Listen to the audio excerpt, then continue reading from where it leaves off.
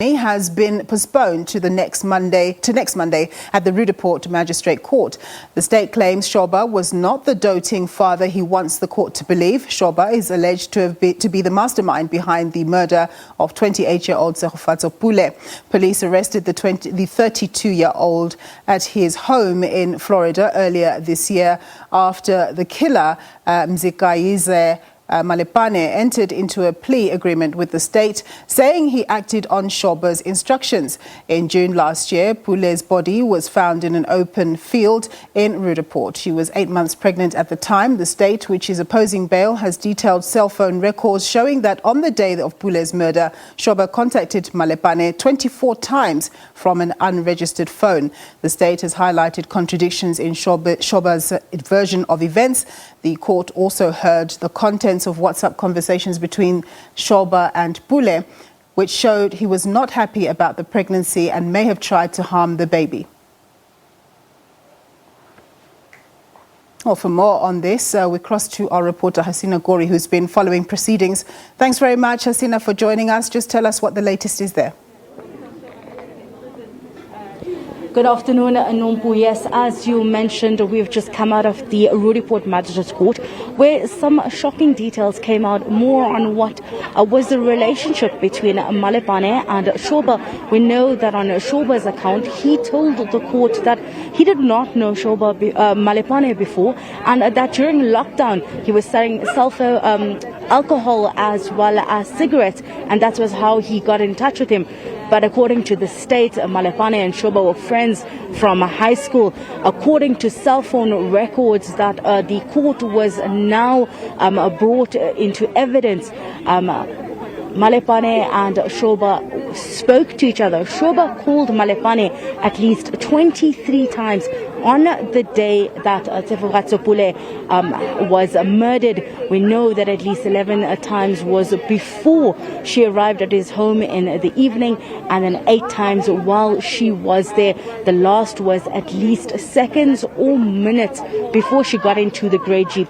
We know that Shoba's defense, the last time we were here at court, he said that he was a doting father to be taking her to antenatal classes, paying for her medication, taking her to the doctor's offices, as well as that he helped the investigations, that he gave the CCTV footage to the investigating officer.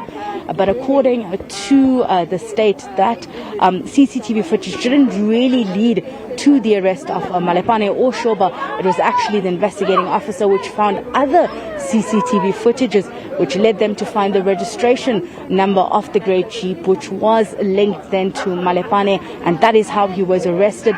We also, heard more evidence on the cell phone towers and where exactly Shoba was at various different times, despite his evidence which claimed he was at different places.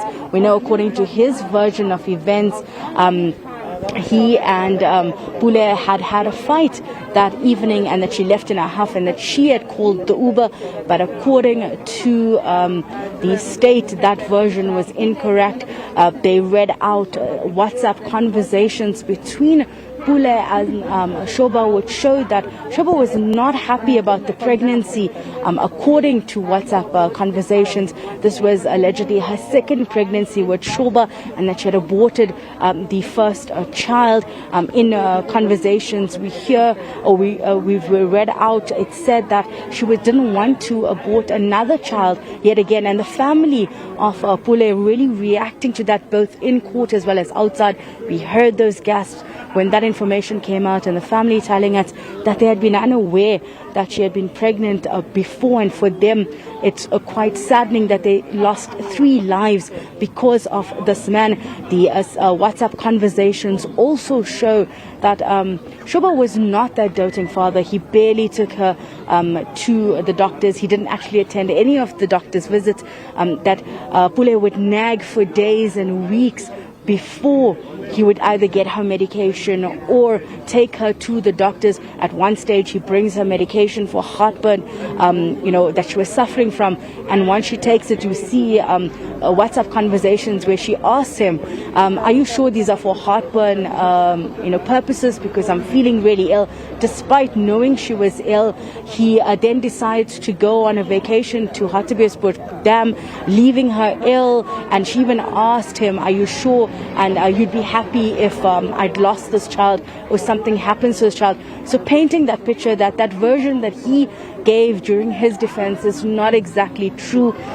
This was just some of the evidence that came out during the state's response to his second bid for bail application, basically painting him as someone who is untrustworthy, whose version of events cannot be held, and they weren't honest. They also posed bail, saying that if he was given bail, he would interfere with the investigations, and they claim that he has done so twice already, saying that if he is given bail, he would once again try and interfere with the state's case.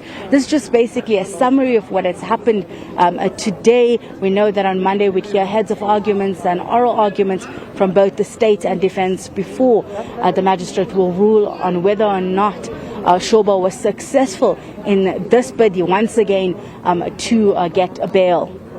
Back to you in studio. Thanks very much, Hasina, for that report.